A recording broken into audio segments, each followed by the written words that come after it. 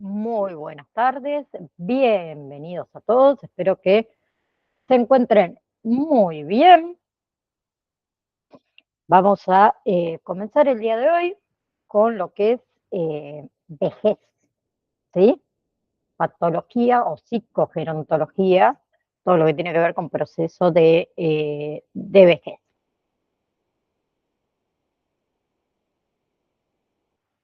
Bien, perdón, me ataca la tos. Bien, ahí comenzamos, déjenme acomodarme acá, ahí está.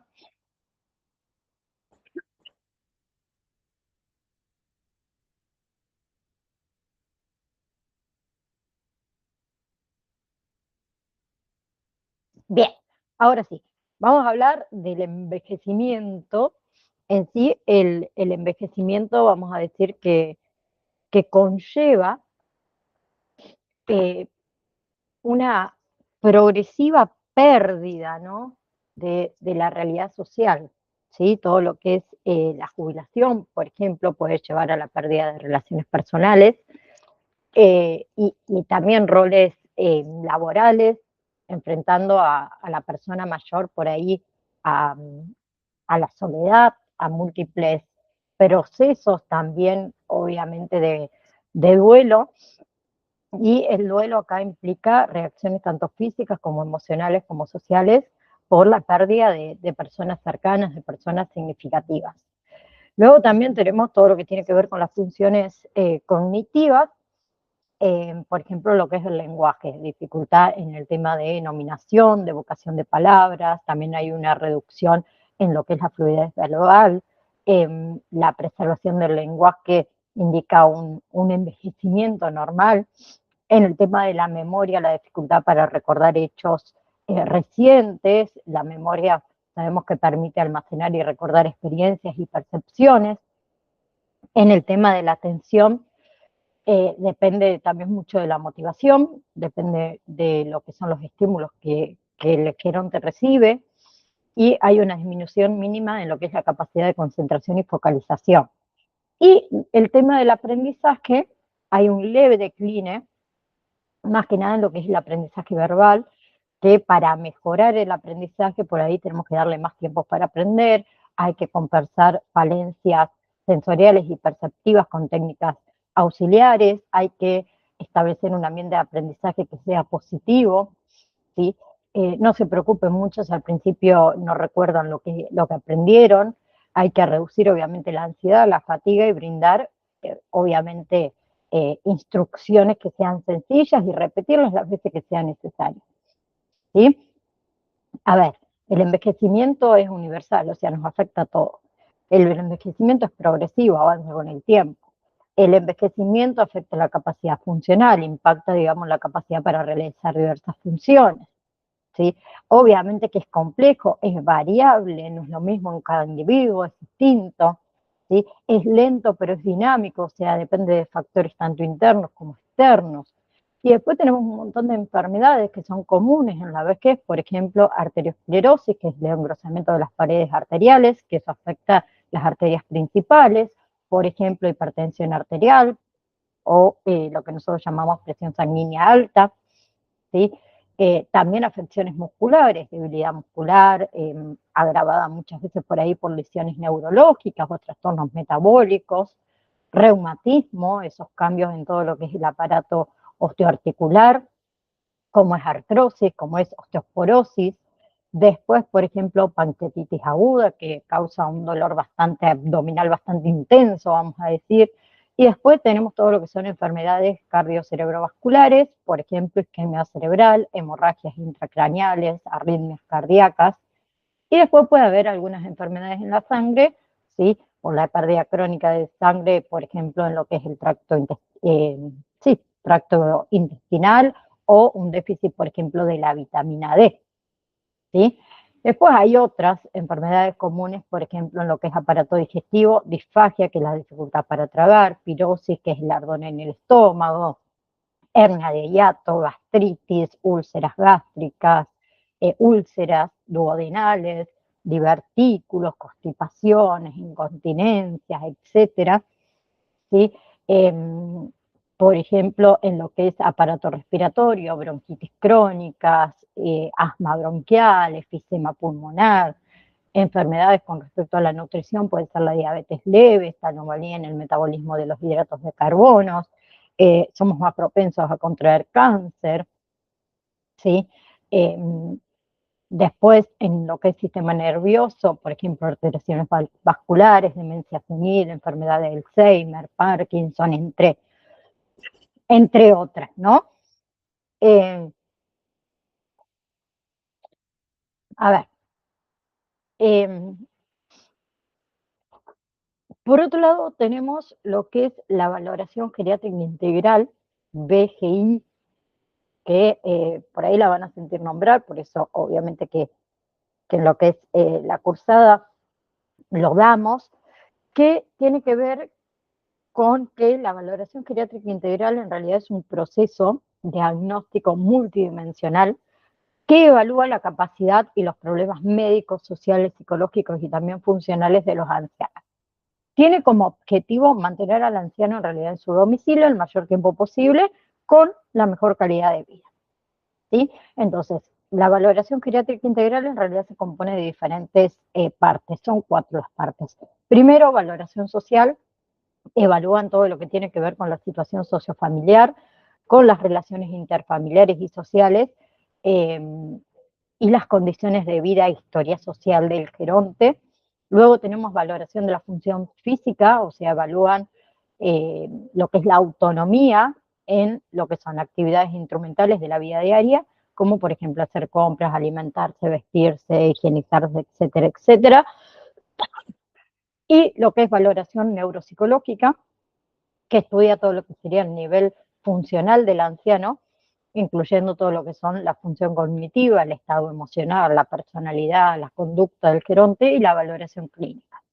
La historia clínica, digamos, realizada por un profesional o por el equipo tratante, incluyendo todo lo que son síntomas digestivos, pérdida de peso reciente, posibles anorexias, se hace una exploración física muy exhaustiva, se hace valoración de la piel, de la vista, de la audición, de la boca, del equilibrio, o sea, haces una exploración de la cabeza a los pies, ¿sí? Peso, talla, etcétera, etcétera, etcétera. ¿Bien? Bien. Por otro lado, tenemos lo que tiene que ver más que nada con lo que es envejecimiento, ¿sí? Que si nosotros nos basamos, perdón, en lo que lo define al envejecimiento según la Organización Mundial de la Salud, es la consecuencia de acumulación de una gran variedad de daños moleculares y celulares a lo largo, obviamente, del tiempo, lo que lleva a un descenso gradual de la capacidad tanto física como mentales y un aumento de riesgo de enfermedades y finalmente la muerte. Eso, digamos, visto desde el punto biológico, ¿sí? Y nosotros tenemos dos tipos diferentes de envejecimiento que no son lo mismo. Por un lado, envejecimiento normal y por otro lado, envejecimiento patológico, donde el envejecimiento normal implica cambios graduales, tanto biológicos, psicológicos y sociales, que están asociados con la edad, que corresponde en realidad a lo que sería el paso del tiempo, y lo que sería el envejecimiento patológico, perdón, que se refiere a los cambios que se producen como consecuencia de una enfermedad o como consecuencia de malos hábitos y que no forman parte del envejecimiento normal. ¿Sí? Bien. Ahora, acompañar a los ancianos implica considerar en realidad aspectos fundamentales como la significación de la vejez, el paso del tiempo, la enfermedad, el deterioro físico, el deterioro mental, la soledad, el aislamiento y también la inevitable muerte, ¿no? ¿Sí? Los ancianos perciben la salud de manera muy diferente a los niños, a los jóvenes, a los adultos, ¿sí? Viéndola muchas veces como un predictor clave, digamos, de la mortalidad, lo que puede llevar a la depresión. Entonces, el acompañante terapéutico debe ayudar a los ancianos a aceptar el paso del tiempo, a aceptar la enfermedad, las limitaciones, desarticulando también un poquito ese concepto de viejo como loco, como aislado.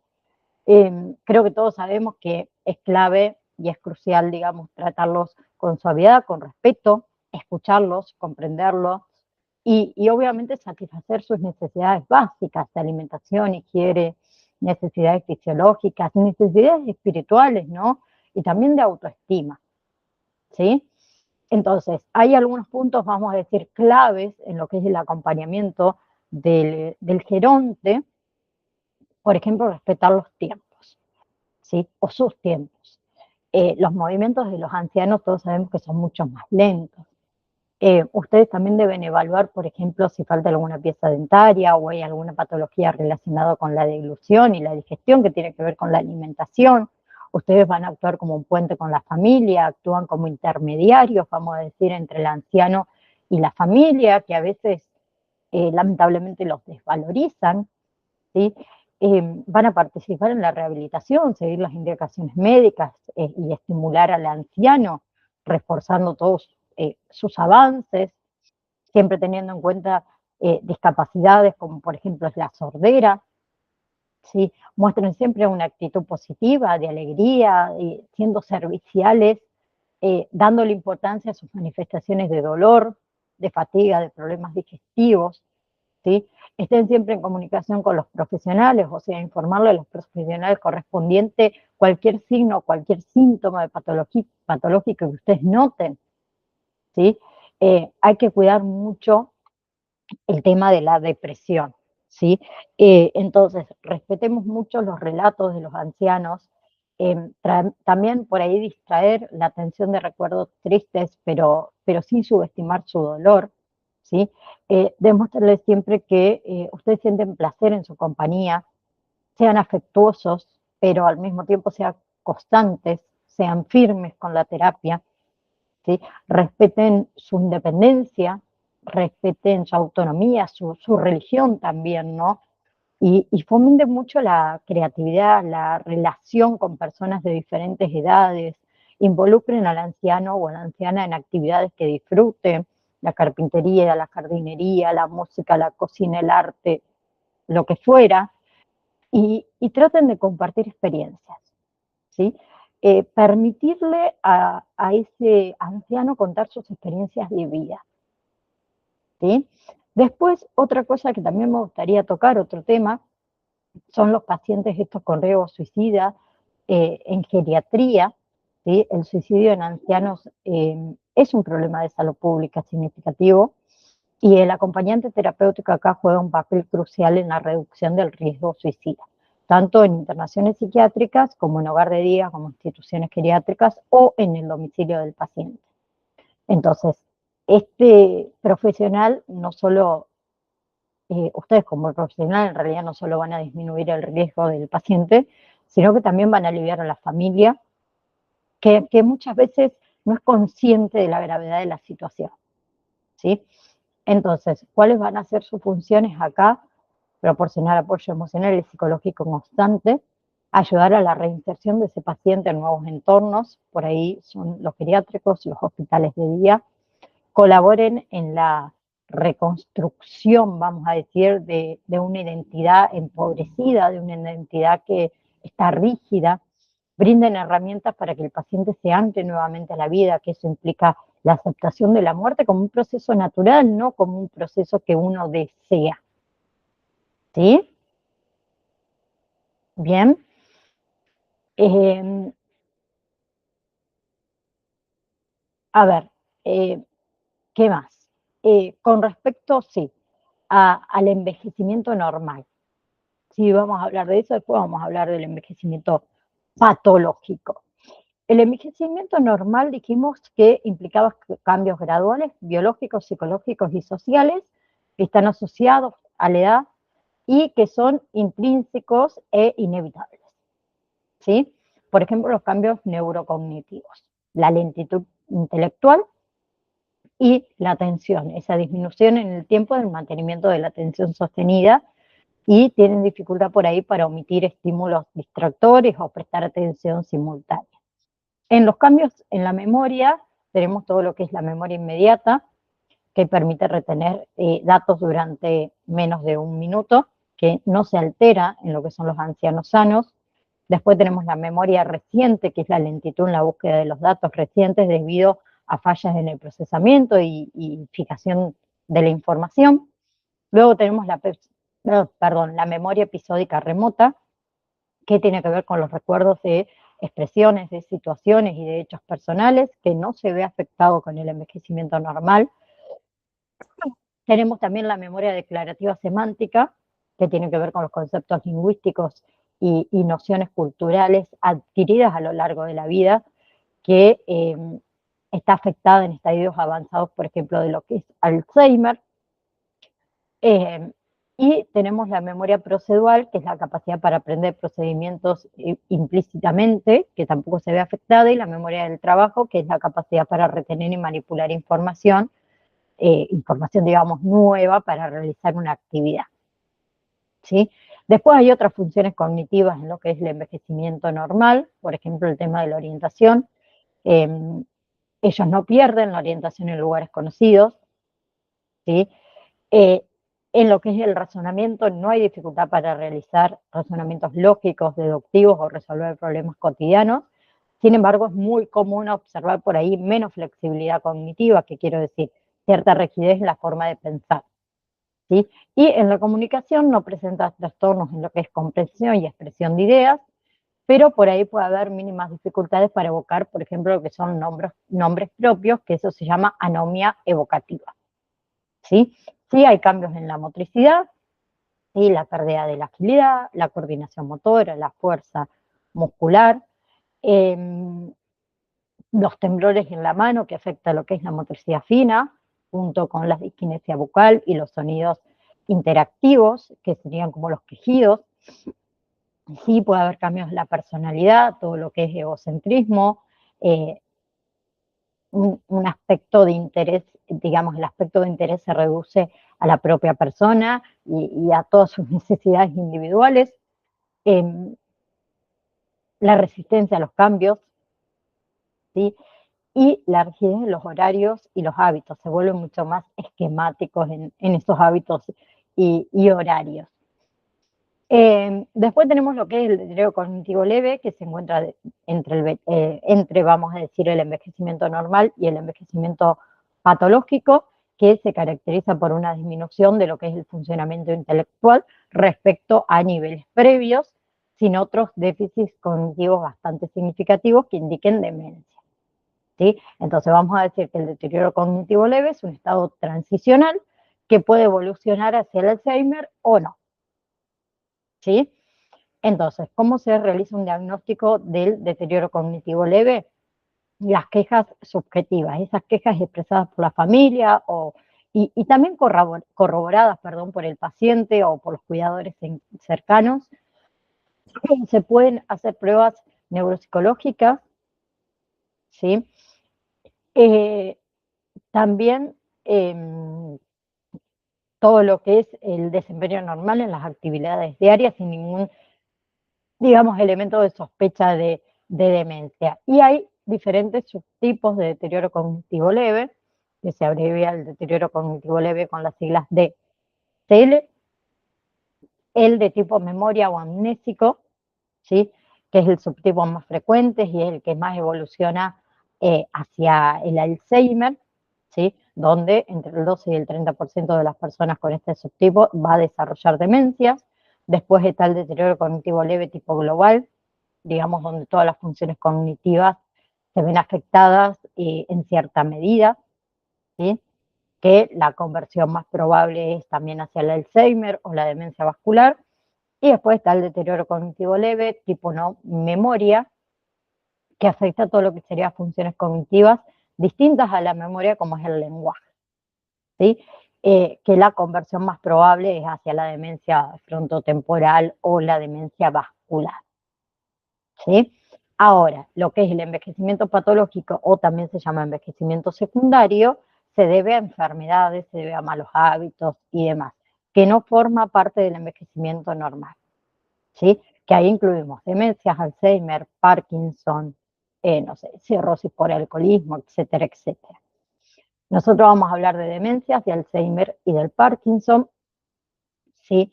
Eh, la demencia, vamos a decir que implica un deterioro cognitivo severo que interfiere con la actividad cotidiana, que va acompañada de la pérdida global del intelecto y la personalidad. Y la demencia implica progresión, cronicidad también e irreversibilidad, ¿sí? Pero hay algunas condiciones que pueden provocar síntomas de demencias reversibles, como es, por ejemplo, una depresión severa, como es el uso inapropiado, perdón, de drogas, como es la reacción entre drogas múltiples, también la deficiencia hormonal, que eso es el hipotiroidismo, aumento de la presión en el cerebro, un desequilibrio de azúcar en la sangre, que hablamos de la diabetes, un déficit de vitaminas como la vitamina B2 o la vitamina B1, y lesiones ocupantes del espacio, como son tumores, por ejemplo, o como son hematomas subdurales, ¿sí? Y después tenemos las demencias irreversibles, que en esas nos enfocamos más que nada, ¿sí? Que son degenerativas primarias y las vasculares, ¿sí? Entre las primarias que encontramos demencia tipo Alzheimer, ¿sí? Que es una destrucción cortical, la enfermedad de Parkinson, que es degenerativa subcortical, y está la demencia prefrontal, que es destrucción cortical, ¿sí? Entonces vamos a empezar por lo que es Alzheimer. El Alzheimer en realidad se caracteriza más que nada por la incapacidad de fijar información nueva y anasognosia, que sería la falta de capacidad para reconocer la propia enfermedad. En general, hablando de los síntomas, tenemos estado depresivo, apatía, hiperactividad desordenada y repetitiva también, preguntas repetitivas, ¿sí? Irritabilidad, fuertes reacciones a acontecimientos, el deambular, la intranquilidad, la inactividad, la hostilidad, la sospecha. También tenemos lo que es la resistencia a bañarse, problemas para comer, y después tenemos dificultades, confusiones, vamos a decir, de rutina, ¿sí? Por ejemplo, el tema de atarse los zapatos, por ejemplo, el tema de poder operar los utensilios, y ya en dificultades avanzadas hablamos ya de problemas para caminar, problemas para vestirse, comer, para bañarse, también el tema de la incontinencia, ¿no? ¿Sí? Ahora, hay una evolución de la demencia tipo Alzheimer.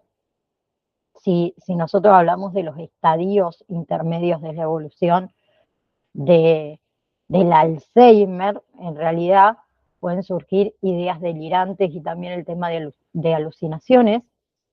Y las temáticas delirantes suelen incluir todo lo que tiene que ver con salud, ¿sí? La idea de, por ejemplo, ser mal alimentado, ser envenenado, también con el tema de la propiedad, ¿sí? Y ideas de, bien, ideas de ser robados o que le cambian de lugar sus objetos personales. Y después tenemos el honor. ¿A qué me refiero? A ideas de ser víctimas de engaños o infidelidades.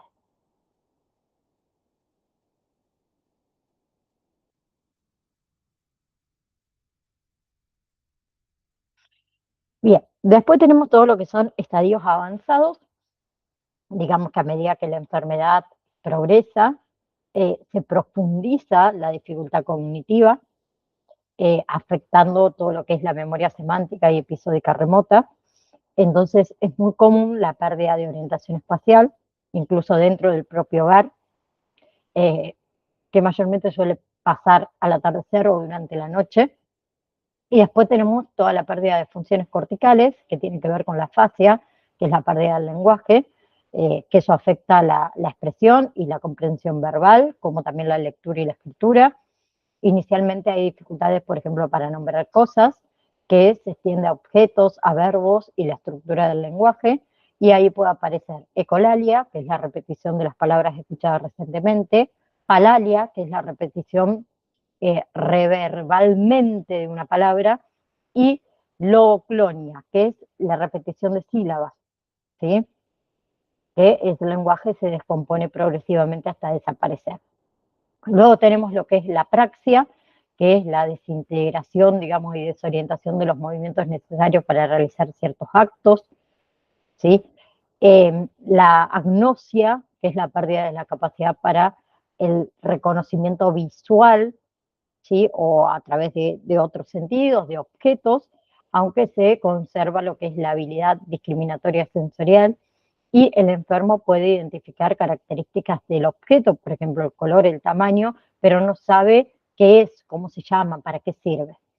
Y después hay síntomas, vamos a decir, avanzados, ¿sí? Como es la pérdida de la capacidad para reconocer caras, incluso la propia cara, su propio rostro, también la mirada perdida sin interés en el entorno, ¿sí? Eh, el descuido del arreglo personal, también hiporexia, que es llevarse toda la boca, ¿sí? Y lo que es hipertonía de oposición o rigidez paratónica, que es cuando el cuerpo se pone rígido, cuando tiene una postura inflexible y hay resistencia a movimientos pasivos. Todo lo que es el final de la enfermedad suele ser en postración, con desconexión psíquica del entorno, insensibilidad y también ausencia de sufrimiento. Y la neumonía es una de las causas más comunes de muerte. Ahora, todo lo que es la evolución del Alzheimer puede durar entre 5 a 10 años, ¿sí? Siendo más rápida en los casos de inicio temprano, que son entre los 50 y los 70 años. ¿Sí?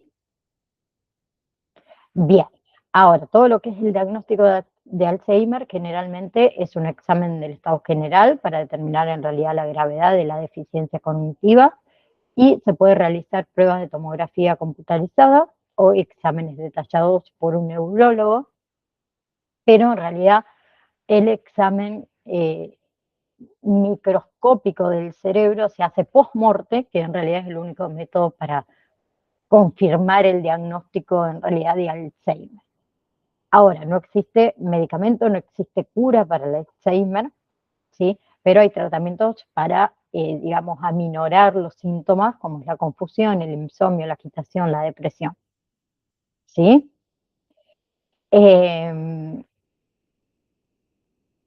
Después, por ejemplo, eh, tenemos otras demencias, perdón, irreversibles, ¿sí?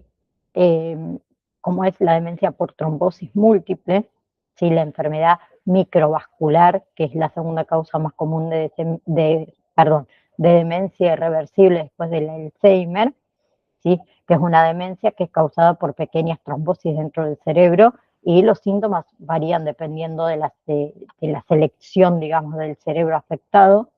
Y el Alzheimer, como dijimos, constituye el 60% de las demencias y la trombosis es responsable del 20% y el 20% restante son causadas por ejemplo, lo que es restricción grave del flujo sanguíneo o falta de oxígeno, también las etapas finales de enfermedades crónicas como es Parkinson, como es Huntington, perdón, esclerosis múltiple, síndrome de Down.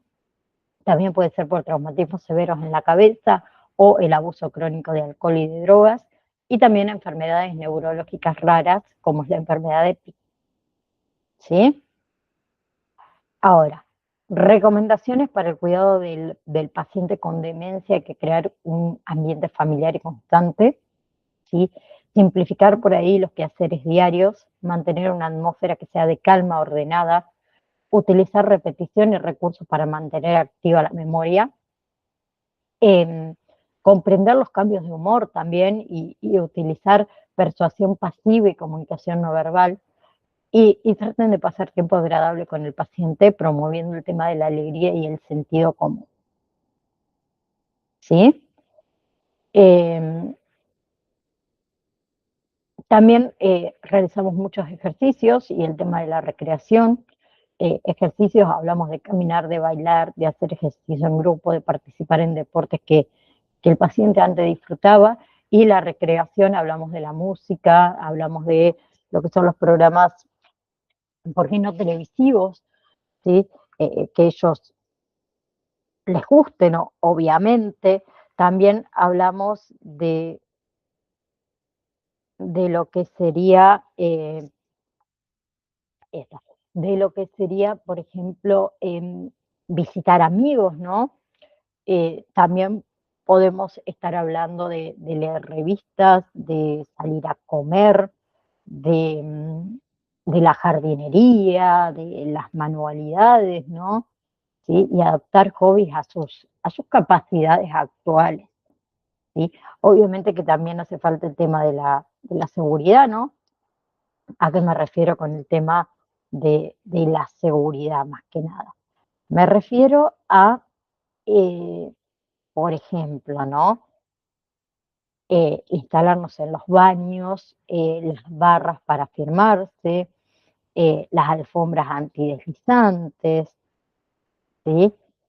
Para evitar los resbalones, ¿no? No hace falta, creo, eh, ahondar mucho en eso, pero después tenemos, por ejemplo, sí, eh, reducir la confusión en la oscuridad, entonces hablamos de la colocación de luces nocturnas, ¿no? Traten de eliminar el desorden, ¿sí? Mantengan ese espacio ordenado, ¿bien? Eh, Vigilen lo que son las actividades peligrosas, esto de fumar, el uso de utensilios domésticos, de conducir vehículos, de usar herramientas, de tener acceso a armas de fuego, por ejemplo, ¿sí? Después con el tema de la deambulación, el tema de un brazalete con su nombre, con su dirección, con un número de teléfono, con la condición médica que tiene, ¿sí? Em, para que el otro lo pueda identificar, ¿sí? Ellos suelen tener muchos trastornos del sueño, entonces hagan actividades diurnas y ejercicios para ayudar a dormir mejor, ¿sí?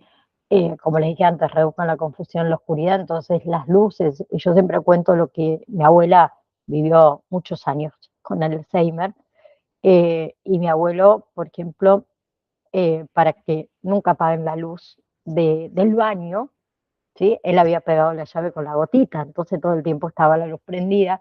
Y yo al principio no entendía el por qué.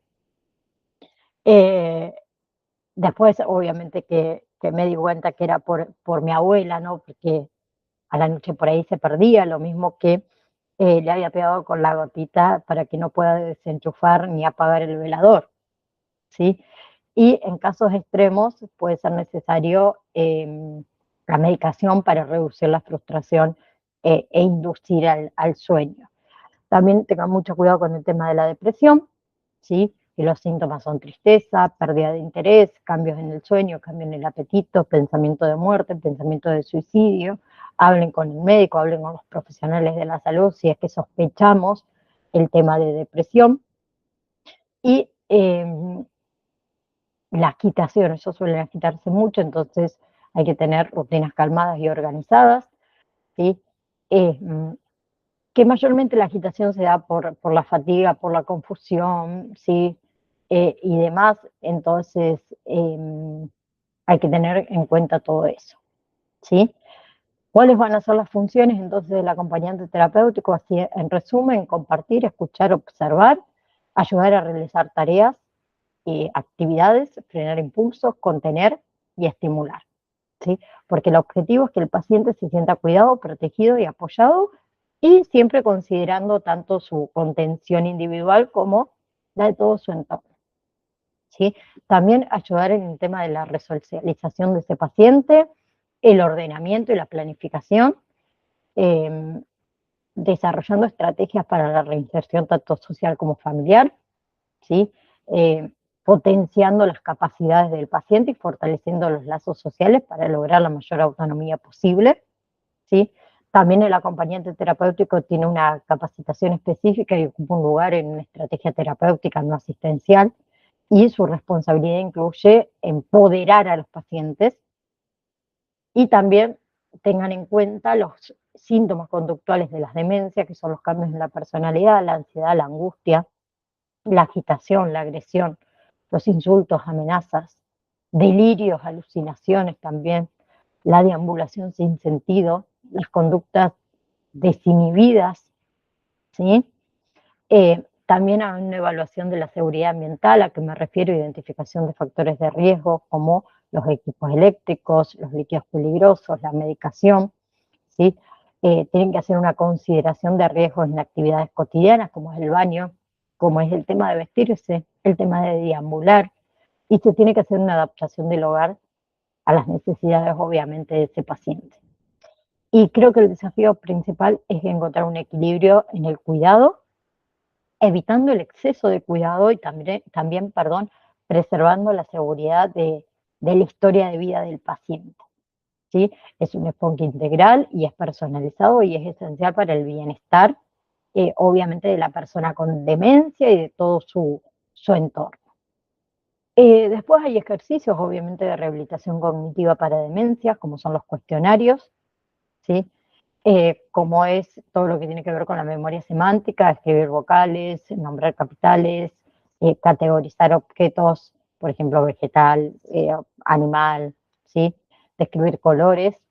Lo que tiene que ver con la memoria episódica, pueden leer historias y responder preguntas sobre los protagonistas, sobre los eventos. Eh, el tema de la búsqueda de objetos en imágenes por ahí complejas, los pictogramas ayudan a ordenar pasos de una acción representada, obviamente. Después podemos ordenar palabras para formar oraciones coherentes, ¿sí? La reproducción de dibujos sencillos, ¿bien? Por otro lado, tenemos, denme un ratito, que les quiero hablar de el Parkinson, ¿sí? Ahí está. Bien, el Parkinson en sí, eh, vamos a decir que es un desorden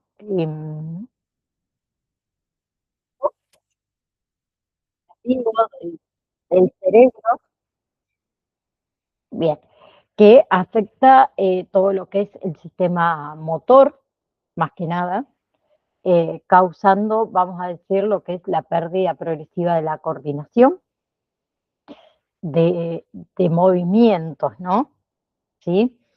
Se consideran factores como, por ejemplo, lo que son los pesticidas, las toxinas, también la predisposición genética, los radicales libres y algunas formas hereditarias como causantes. Y en general los síntomas suelen ser temblores, rigidez, bradicinesia, que es la lentitud en los movimientos, y la inestabilidad, ¿sí? Les quiero compartir con ustedes un video con respecto al Parkinson y después obviamente vamos a seguir charlando nosotros. Entendiendo la enfermedad de Parkinson. La enfermedad de Parkinson es una de las enfermedades degenerativas más comunes del sistema nervioso. Es más común en personas mayores de 65 años de edad y puede afectar también a personas más jóvenes. Los pacientes menores de 40 años se clasifican como Parkinson de inicio precoz y representan entre el 10 y el 15% de todos los casos. En la enfermedad de Parkinson, ciertas neuronas específicas del cerebro comienzan a fallar. Dichas neuronas producen menos cantidad de una sustancia química llamada dopamina, que participa en la generación de movimiento. Los científicos aún no saben exactamente qué lleva a la muerte de estas neuronas productoras de dopamina. En la mayoría de los casos, se cree que el Parkinson se debe a una combinación de cambios genéticos y factores ambientales, y que los pacientes con inicio precoz de la enfermedad tal vez tienen una mayor contribución genética. Los síntomas del Parkinson se pueden clasificar a grandes rasgos en dos tipos: motores, o relacionados con el movimiento, y no motores. Los síntomas no motores podrían aparecer antes, pero también pueden presentarse durante la enfermedad. Entre los síntomas no motores del Parkinson pueden incluirse los siguientes: pérdida del sentido del olfato, problemas para dormir, estreñimiento y depresión. Algunos síntomas no motores del Parkinson pueden estar asociados con los medicamentos que se indican para la enfermedad. Entre ellos se encuentran los siguientes: somnolencia durante el día, alucinaciones o ver cosas que en realidad no existen, descenso de la presión arterial y psicosis o pérdida temporal del contacto con la realidad. Informe a su médico si tiene algunos de estos síntomas. Cambiar los medicamentos puede ayudar. El temblor no siempre está presente, pero en muchos casos puede ser el síntoma motor más notable de la enfermedad de Parkinson. Generalmente, el temblor se presenta cuando las manos están en reposo, pero también puede ocurrir en las piernas o incluso en el mentón. El temblor de las manos en reposo se describe a menudo como rodamiento de la píldora o mano cuenta monedas por el movimiento del pulgar y otros dedos involucrados.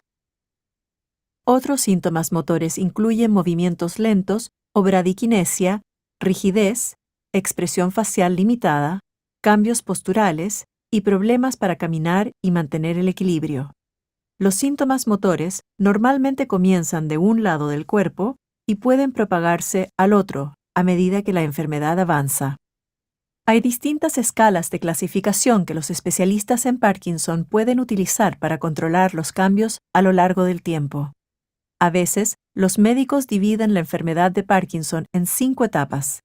El avance de la enfermedad normalmente es lento, pero eso puede variar según el paciente. En la etapa 1, síntomas leves, normalmente incluyendo temblores y otros síntomas motores que afectan un lado del cuerpo y producen cierta incapacidad general. En la etapa 2, los síntomas dificultan las actividades diarias. Los problemas de movimiento se presentan en ambos lados del cuerpo. La postura y la marcha pueden verse afectadas y la incapacidad es leve. En la etapa 3, los movimientos son moderadamente más lentos. El equilibrio se ve más afectado, lo que pone a los pacientes bajo mayor riesgo de caídas. Vestirse, bañarse y realizar otras actividades cotidianas se vuelve significativamente más difícil. En la etapa 4, los problemas importantes de movilidad hacen que sea necesario usar un andador para desplazarse. Los pacientes necesitan ayuda considerable para llevar a cabo las actividades diarias y son incapaces de vivir de manera independiente. En la etapa 5, los problemas de equilibrio y movimiento son tan graves que la persona debe usar una silla de ruedas y contar con atención de personal de enfermería. También es posible que tengan alteraciones mentales evidentes, delirios o alucinaciones. Conocer acerca de las etapas del Parkinson puede producir gran angustia. Sin embargo, no todas las personas que sufren de Parkinson llegarán a las etapas 4 o 5. Es importante recordar que el Parkinson afecta a todos de manera diferente y que usted puede tener o no todos los posibles síntomas. Los médicos tratan la enfermedad de Parkinson con medicamentos para aliviar los síntomas. Comenzar a tomar estos medicamentos no frena el avance de la enfermedad, pero puede brindar beneficios a los pacientes que mejoran y mantienen su calidad de vida durante muchos años. Las terapias avanzadas, como la implantación quirúrgica de un estimulador cerebral profundo, también pueden ayudar en determinados casos. Si sospecha que tiene Parkinson, es fundamental que consulte a un especialista en Parkinson y otros trastornos de movimiento, quien lo examinará detenidamente. Puede buscar los centros de excelencia de Parkinson que se encuentran en la mayoría de las ciudades más importantes de Estados Unidos. Bien, hasta ahí eh, el video. Ahora, el objetivo principal del acompañamiento terapéutico en pacientes con Parkinson, ¿sí? Es mantener la independencia de ese paciente en las actividades diarias. Todos los objetivos específicos, vamos a decir que incluye independencia funcional, esto de prevenir limitaciones articulares debido a la rigidez o a los temblores, ¿sí? También todo lo que tiene que ver con movimiento articular, o sea, mantener el movimiento y prevenir contracturas. Estoy buscando, he dicho dos cosas al mismo tiempo, quiero hacer y no me sale, ahí está, ya lo encontré. Un videito también de cinco actividades, ejercicios para adultos mayores con enfermedad de Parkinson. Les decía, mantener el movimiento, prevenir el tema de contracturas musculares, estimular el aumento de la velocidad y la coordinación de los movimientos, también el tema de adaptar objetos de uso cotidiano según sea necesario, orientar sobre lo que son ayudas técnicas y entrenar en el uso de esas nuevas técnicas. También favorecer la realización de movimientos amplios, movimientos rítmicos, evitar el tema de movimientos en bloques, ¿sí? Y también mantener capacidades, mantener destrezas manuales, habilidades cognitivas, y también entrenar y adaptar la comunicación escrita, ¿no? ¿Sí? Eh, Se puede utilizar también adaptadores, ¿sí? Y ayudas técnicas, las cuales algunas de ellas pueden ser creadas por el acompañante terapéutico. Se pueden ensayar movimientos antes de realizarlos, ¿sí? Prestar atención, digamos, a cada movimiento y recitar en voz alta para facilitar la atención. Y el tema de evitar multitareas, ¿sí? Recordarle al paciente de no hacer dos cosas a la vez. Bien, entonces hay rehabilitación física para Parkinson, que es crucial para mantener todo lo que es tono muscular y las funciones motoras del paciente. Por ejemplo, ejercicios para hombros, para brazos, ejercicios para manos, ejercicios para cuello, para piernas, ejercicios para pies, ¿sí? Y obviamente algunos consejitos prácticos como es la prevención de caídas, ¿sí? Que esto también, eliminar obstáculos, instalar manijas en las paredes, fijar los muebles, mejorar el tema de la iluminación, ¿sí? Cortar la comida, por ejemplo, en trozos pequeños, ¿sí? O hacer los puré en algunos otros casos, también los cubiertos adaptados. Por ejemplo, el tema de los botones, lo podemos cambiar por cierres, ¿sí?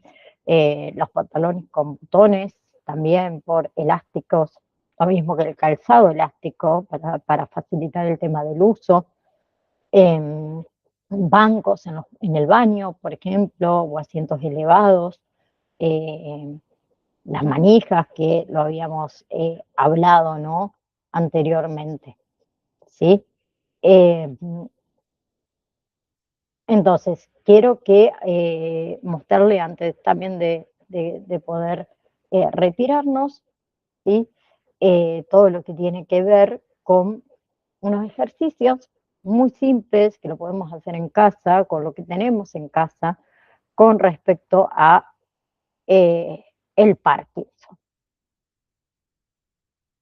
Dejo 5 ejercicios que ayudan en el tratamiento de la enfermedad de Parkinson. Hola, soy Mariana Quevedo y soy fisioterapeuta en Querétaro.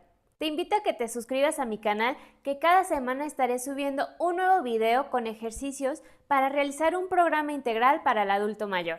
La enfermedad de Parkinson es un trastorno del movimiento que es causado por un desbalance entre los mensajeros químicos del cerebro. Existen 4 características clave de la enfermedad de Parkinson. La primera es el temblor, aunque 1 de cada 4 no lo presenta. La segunda característica es la lentitud del movimiento, a la cual también se le conoce como bradicinesia. La tercera característica es la rigidez muscular, que esta también la podemos identificar con un signo que se llama rueda dentada. El signo de rueda dentada es cuando en vez de realizar un movimiento fluido, se realiza en pausas.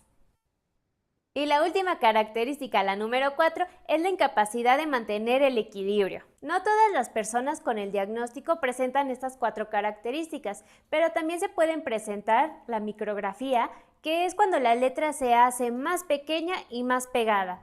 La falta de expresión facial, la disartria, que también se ve acompañada de una disminución del volumen de la voz, una postura encorvada y también hay cambios en la marcha, se hacen pasos cortos y hay dificultad para girar.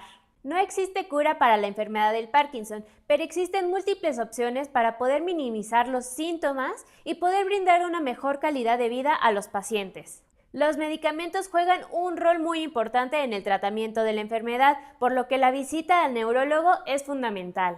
Una parte esencial en el tratamiento del Parkinson es el ejercicio, ya que este brinda las herramientas necesarias para mantener la máxima funcionalidad. Existen 3 líneas básicas del ejercicio para el paciente con Parkinson. La primera de ellas es el estiramiento, ya que este nos ayudará a mantener la máxima movilidad de nuestras articulaciones. La segunda de ellas es el ejercicio de fortalecimiento, que nos ayudará a mantener o mejorar nuestra capacidad para levantarnos y caminar. Y la tercera es el acondicionamiento físico, que nos ayudará a mantener la función cardiorrespiratoria.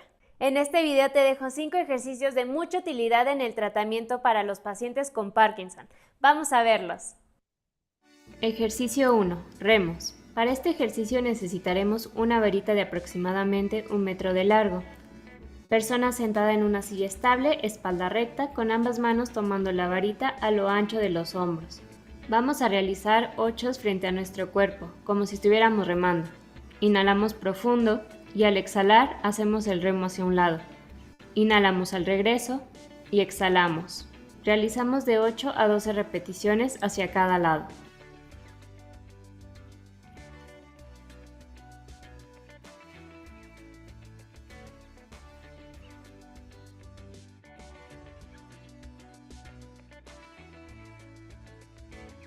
Ejercicio 2. Movimientos con antebrazos. Persona sentada en una silla estable, piernas a lo ancho de la cadera, colocamos manos sobre nuestras piernas con palmas hacia abajo. Volteamos palmas hacia arriba de forma que éstas vean hacia el techo. Para este ejercicio no realizaremos una cantidad en específico de repeticiones, ya que vamos a variar la velocidad del movimiento. Podemos aumentar la dificultad alternando una palma arriba y la otra abajo.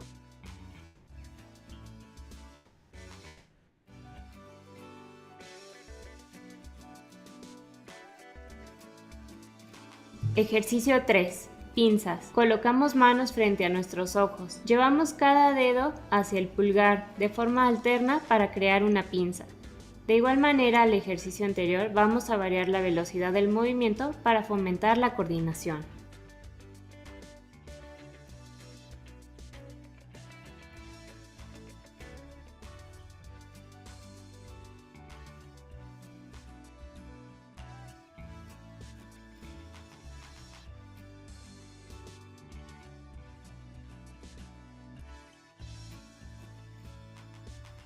Ejercicio 4. Movimientos pélvicos.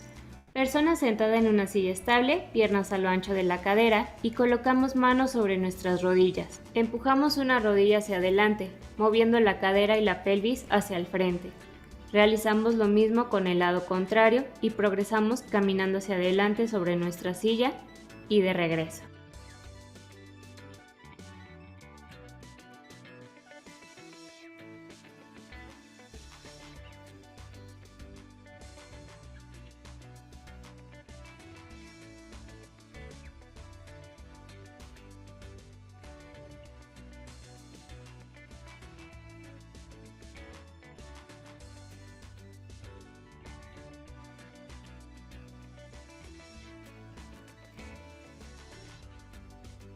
Ejercicio 5. Flexibilidad de columna.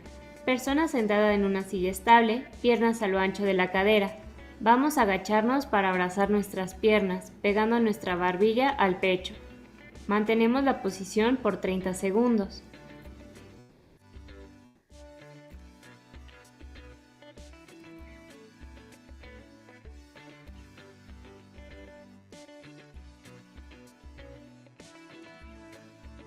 Regresamos lento para evitar marearnos. Y ahora tomamos el respaldo de nuestra silla Enseguida crearemos una curva contraria con nuestra espalda y llevamos mirada hacia el techo. Mantenemos nuevamente la posición por 30 segundos.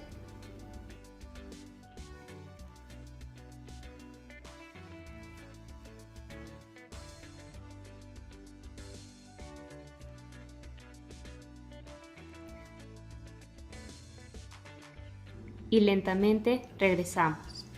Este ejercicio nos dará flexibilidad a nuestra columna vertebral. Muchas gracias por haber visto este video. Si te gustó, regálame un like y Bien, próxima clase quiero quiero comentar lo que son los grados de afección del Parkinson. Hay diferentes tipos de estadios, así que con eso vamos a continuar la próxima clase. Les mando un saludo enorme, obvio, a cada uno de ustedes. Espero que se encuentren muy bien. Nos vemos la próxima clase, ya queda muy poquito para que culminemos, así que les mando un saludo enorme. Chao, chao.